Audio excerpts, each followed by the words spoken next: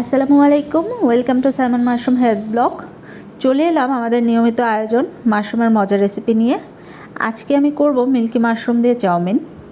এর জন্য আমি একটা মিল্কি মাশরুমকে কেটে নিব।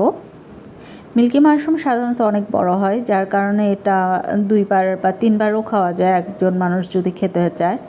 আমি এখানে নিচের অংশটুকু নিব প্রথমে, পরে একটু উপরের অংশ অ্যাড করে দিব। এটা দেখার সুন্দর ও খাওয়ার মজার জন্য। তো এইটুকুই আমি নিব, যেহেতু আমি একা খাবো। একটা কড়াইয়ে তেল দিয়ে আমি সবজি ও পেঁয়াজ কাঁচামরিচ দিয়ে দিব। সবজি হিসেবে আমি এখানে বরবটি ইউজ করেছি, আপনারা গাজর যে কোনো সবজি ব্যবহার করতে পারবেন।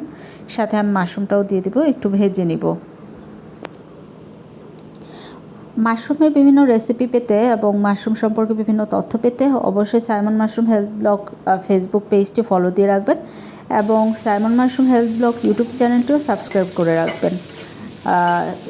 ইউটিউব চ্যানেলে আপনারা রেগুলার ফুল ভিডিওগুলো পাবেন এবং সমস্ত আপডেটগুলো আপনারা ফেসবুক পেজে পেয়ে যাবেন।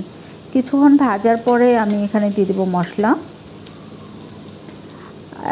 ম্যাগি নুডলসের যে মশলাটা থাকে সেটার অর্ধেকটা দিব।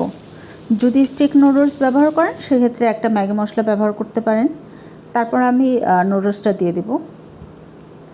এখানে কেউ চাইলে সয়া সস বা টমেটো সসও ব্যবহার করতে পারে, ওটা অপশনাল, আপনাদের পছন্দ মতো। সাধারণত রেগুলার যেভাবে আমরা চাউমিন করি ওইভাবেই করতে পারেন আপনারা। শুধু হচ্ছে আপনি যখন সবজিটা ভাজবেন তখন সবজির সাথে মাশরুমটা অ্যাড করে দেবেন, এইটুকুই পার্থক্য, আর কিছু না। একেবারে শেষে আমি কিছু ধনিয়া পাতা দিয়ে দিব। ধনিয়া পাতাটা দিয়ে আমি চুলা বন্ধ করে কিছুক্ষণ নেড়ে চেড়ে নেব।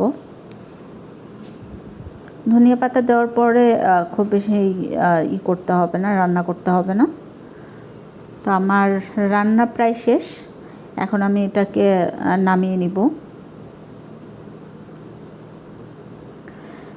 যাদের অ্যাসিডিটির প্রবলেম আছে তারা চাউমিন খেলে অনেক সময় তাদের সমস্যা হয়, তারা মাশরুম দিয়ে চাউমিনটা করে খেতে পারেন। এতে আপনার অ্যাসিডিটি প্রবলেমটাও অনেকটা কম হবে। আর সাথে হচ্ছে আপনি যে আঁশ জাতীয় ভেজিটেবলস আছে যেমন বরবটি, তারপরে শিম, গাজর, বিভিন্ন আঁশ জাতীয় সবজিগুলো একটু বেশি পরিমাণে দেবেন, তাহলে আর অ্যাসিডিটির কোনো প্রবলেম হবে না। ধন্যবাদ সবাইকে ভিডিওটি ফুল দেখার জন্য।